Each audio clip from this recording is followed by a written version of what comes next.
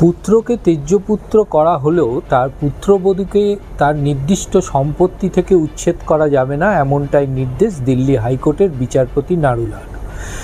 মূলত 2010 সালে বিবাহের পর স্বামী স্ত্রী শ্বশুর শাশুড়ি একসঙ্গে বসবাস করতেন। 2011 সালে থেকে শ্বশুর শাশুড়ির সঙ্গে মতভেদ সৃষ্টি হয় এবং তারপরেই পুত্রকে তেজ্যপুত্র করেন শ্বশুর শাশুড়ি এবং তাকে সম্পত্তি থেকেও বঞ্চিত করা হয়। শ্বশুর শাশুড়ির সঙ্গে এই মতভেদের পর পুত্র অন্য ভাড়া বাড়িতে চলে যায়। সেই সময় স্ত্রী তার বাপের বাড়ি থেকে যখন ওই বাড়িতে আসেন, দেখেন যে তার সম্পত্তির বেশিরভাগ জিনিসই অর্থাৎ তার জিনিসপত্র ওই ভাড়া বাড়িতে স্থানান্তর করা হয়েছে। এরপরেই গার্হস্থ্য আইন, ভারতবর্ষের গার্হস্থ্য আইনকে মেনে তিনি একটি অভিযোগ দায়ের করেন শ্বশুর শাশুড়ির বিরুদ্ধে এবং পাল্টা অভিযোগ দায়ের হয় শাশুড়ির পক্ষ থেকে এবং এই মামলা নিম্ন আদালতে চলে এবং নিম্ন আদালত নির্দেশ দেয় ওই বাড়ির একতলাতে ওই পুত্রবধূ থাকতে পারবে, কিন্তু দ্বিতলায় শ্বশুর শাশুড়ি থাকবে। সেই রায়কেই চ্যালেঞ্জ জানিয়ে শাশুড়ির পক্ষ থেকে দিল্লি হাইকোর্টে আবেদন জানানো হয় এবং সেখানে তাদের দাবি ছিল যেহেতু পুত্রকে তেজ্যপুত্র করা হয়েছে সুতরাং সেই সম্পত্তির ওপরে তার কোনো অধিকার নেই।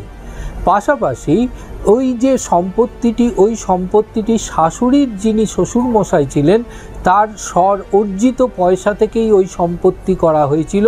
সুতরাং পরম্পরাগত যে উত্তরাধিকার সূত্রে যে যৌথ সম্পত্তি, সেই সম্পত্তির অধিকার সে পুত্র কখনো হতে পারে না। এবং পাশাপাশি তাদের আরও দাবি ছিল যেহেতু তারা প্রবীণ নাগরিক তাই তারা শেষ জীবন শান্তিপূর্ণভাবে বসবাস করতে চান।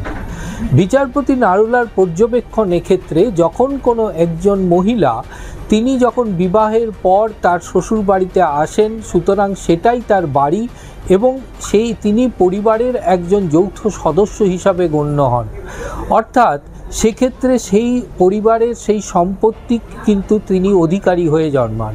অর্থাৎ এক্ষেত্রে যদি পুত্রকে তেজ্যপুত্র করে দেওয়া হয় তাহলে সেই পরিবারের সদস্য হিসাবে তাকে কখনো সেই সম্পত্তি থেকে বঞ্চিত করা যায় না, এমনটাই পর্যবেক্ষণ বিচারপতি নারুলার।